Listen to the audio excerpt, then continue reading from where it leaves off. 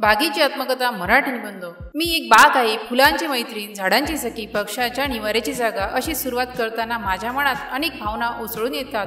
माझ्या अस्तित्वाची ही कथा केवळ हिरवळीची नसून मानवी जीवनाशी आलेल्या नात्यांची ही आहे।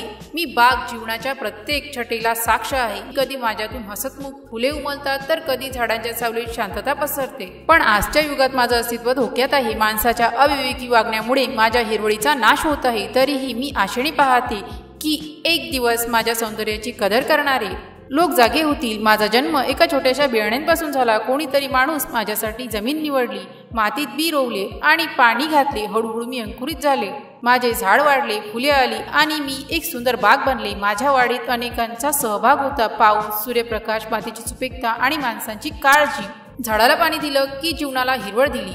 माझ्या अनेक प्रकारची झाडे आहेत, फुलझाडे, फळझाडे, सदाहरित वृक्ष, गुलाब, जास्वंद, चंपा, मोगरा अशी फुले माझ्या सौंदर्याला चार चांदणी घालतात। आंबा, पेरू, डाळिंब यासारखी फळे बाग माझ्या अंगणात छान छाया देतात। पक्षी माझ्या फांद्यांवर घरटी बांधतात आणि सकाळ संध्याकाळी गाणी गातात। फुलांचा सुगंध माझी आत्मकथा गुंजवते। मी केवळ झाडांचा संग्रह नसून अनेक जीवांचे निवासस्थान आहे। माझ्या फांद्यांवर पोपट, मैना, कोकिळा सारखे पक्षी येतात। कधी कधी ससे, खार, माकडेही माझ्यात फिरताना दिसतात। माझ्या फुलांवर मधमाशा आणि फुलपाखरे येतात, ज्यामुळे परागकणाची प्रसरणी होते।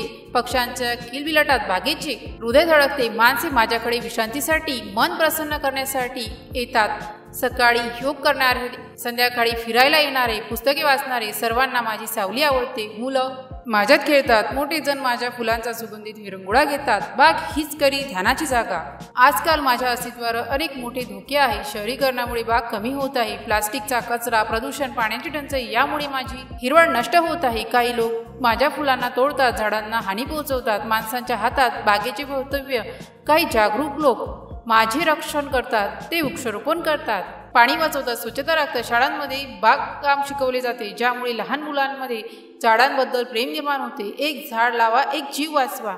मी बाग आहे, जीवनाचा एक अविभाज्य भाग आहे। माझ्या या आत्मकथेचा उद्देश फक्त माझ्या सौंदर्याचे वर्णन करणे नसून मानवाला जागरूक करणे आहे। जर तुम्ही माझी काळजी घेतली तर मीही तुम्हाला शुद्ध हवा, छाया आणि आनंद देईन। बाग ही केवळ जमीन नसून जमिनीचा आधार आहे। बाग म्हणजे निसर्गाचे प्रेमपत्र। जर या पोस्टशी संबंधित काही गोंधळ असेल किंवा आपल्याला अशा कोणत्याही विषयाची माहिती हवी असेल तर कृपया खालील दिलेल्या कमेंट बॉक्सद्वारे आपले प्रश्न आम्हाला विचारू शकता। या पोस्टशी संबंधित आणखीन काही प्रश्न असतील आपण आम्हाला ते देखील सांगू शकता की आम्ही त्या समस्या नक्कीच सोडवू।